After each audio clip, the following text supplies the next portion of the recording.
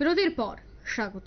গত দুদিনের টানা বৃষ্টির পর দেখা গেছে রাজ্যের বেশ কয়েকটি জায়গায় ইতিমধ্যেই জলমগ্ন পরিস্থিতি সৃষ্টি হয়েছে। বিশেষ করে দুদিনের ভারী বর্ষণের ফলে সারা রাজ্যের বেশ কিছু জায়গা সহ অমরপুর মহকুমা এলাকায় বিস্তীর্ণ এলাকা গোমতী জলে পরিপূর্ণ হয়ে গেছে, যার ফলে জমি, কৃষিজ ফসল সহ গবাদি পশুর খাবার ইত্যাদি জলের তলায়। একদিকে যেমন কৃষক ক্ষতিগ্রস্ত, অন্যদিকে ক্ষতিগ্রস্ত সাধারণ মানুষ।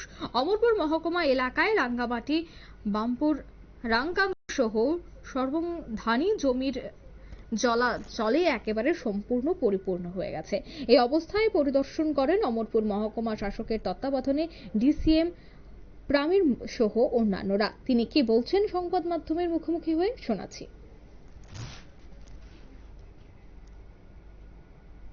আমি এখানে বাঙ্কারাইপাড়া অবস্থিত যে এখানে যে বৃষ্টির কারণে যে জল উঠেছে, তো এখানে আমি আসলাম, পরিদর্শন করলাম। পরিদর্শন করার পর দেখতে পেলাম যে মোটামুটি জল উঠে গেছে। আর বেশি না, 2-3 ঘন্টার মতো যদি বৃষ্টিপাত হয় তাহলে আরও জল ওঠার সম্ভাবনা আছে। তো এই কারণে পরিদর্শন করতে এসেছি। তো আমাদের এখানে 7টা শেল্টার হাউস আছে এখানে অলরেডি। যদি বাঙ্কারের পাড়ার কথাটা বলি, যে বাঙ্কারের পাড়া এইচএস স্কুলে আছে একটা, এসবি স্কুলে। দেন আরেকটা শেল্টার হাউস আছে health centre, primary health care centre. আপনারা শুনলেন সংশ্লিষ্টদের বক্তব্য।